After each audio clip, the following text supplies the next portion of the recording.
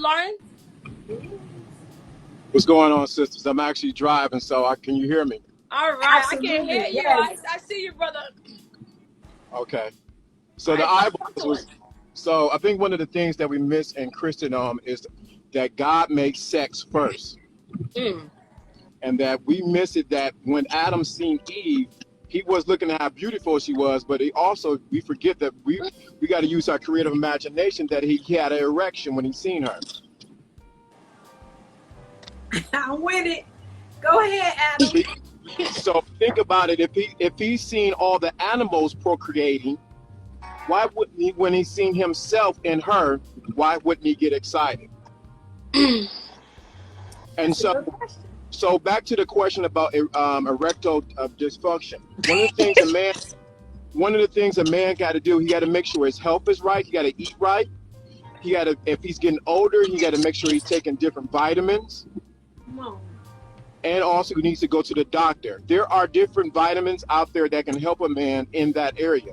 Now, if that's not going to work, you got to know how to please your woman first in her mind. Yes, coming through. I like that part. That's the part I like.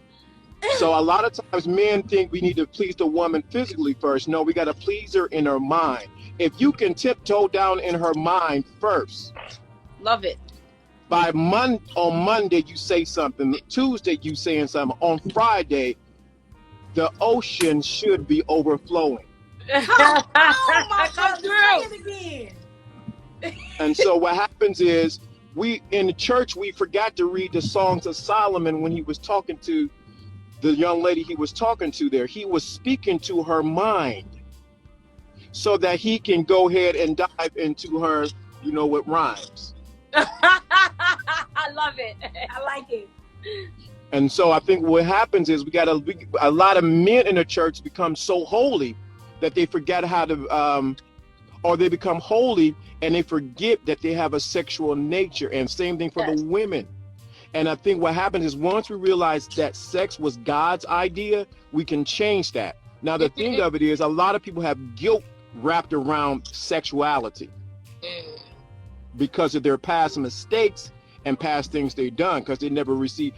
God have forgiven them, but they haven't forgiven themselves. That's I don't good. know. Right. So somebody said foreplay is key. Yes, I totally agree. So, men of God, I'm gonna ask you the question then. So, what do you think? What are some ways you would want your wife to spice up your love life? Oh, that's good. So, how would I like her to? So, what I would have done is I would have planted a seed so she already knows how to keep me engaged in the situation. So, it's ways to talk to women to let her know, like, this turns me on. So one of the things she can do is a lot of times we men want to initiate, but sometimes it's good for a woman to initiate the sexual act. And how so? How would you want to go about it? I mean, initiate. She can like say if I'm going over to her house, we don't say we're going to her house, but if we're at the house and everything like that, and candlelight dinner or whatever the case may be, but what she has on lets me know that what's on the table is not what I'm going to be feasted on. What she has on is what I'm going to be feasted on. Listen, loving it. Go ahead, tell me more. And so I think a lot of times, then also what a woman can do, she got to know her man. See, it says study to show yourself approved. We talk about the Bible, but a lot of times we don't study the Bible that's inside of that person and study that person to know what turns them on and what doesn't. All a woman can, if a woman can put on some heels with nothing on underneath the dress and just allure him a little bit, tease him, flirt with him, whisper in his ear, get him to the point where he can't take it anymore, that he's going to just pounce on you, you have already won. Right. Ladies, I hope y'all taking notes. Wives, hope y'all taking notes. And so I think tease. Okay, go ahead. Yeah, the tease part. So you got to know how to tease a man without giving it to him like that. Yeah. So what happens is a man automatically engine is already ready to go. But if you can keep that engine going for a while, he's not going to be able to take it, but for so long. That's good. You have a question for him, Ann?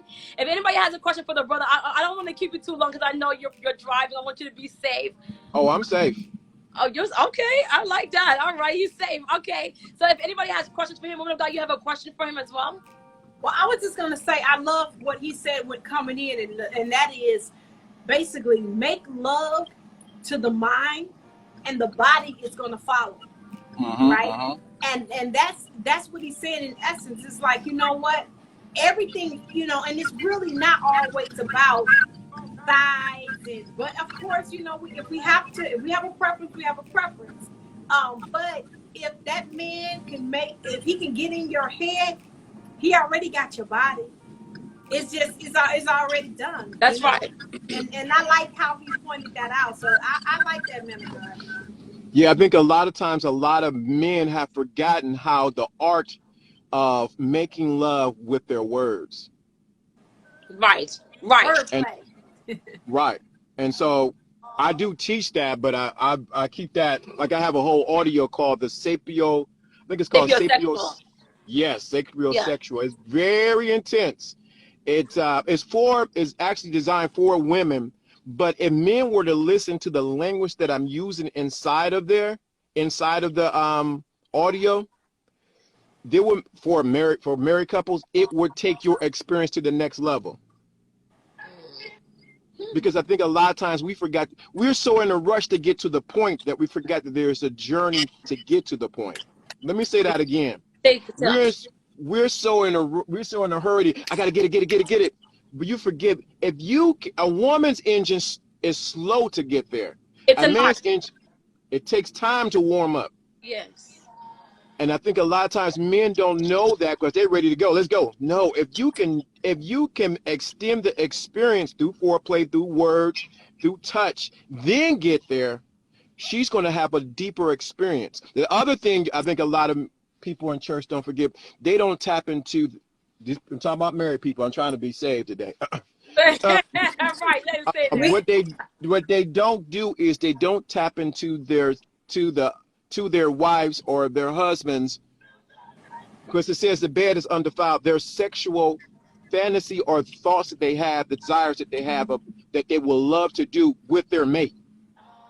And so what happens is the individual goes starving because that part of them that they want to do, but they say the church is going to say this was going to say this one, I'm not going to do it. Right. Exactly. Starving. Begging for prayer. When I'm married. Yeah, you have to know how to touch that woman without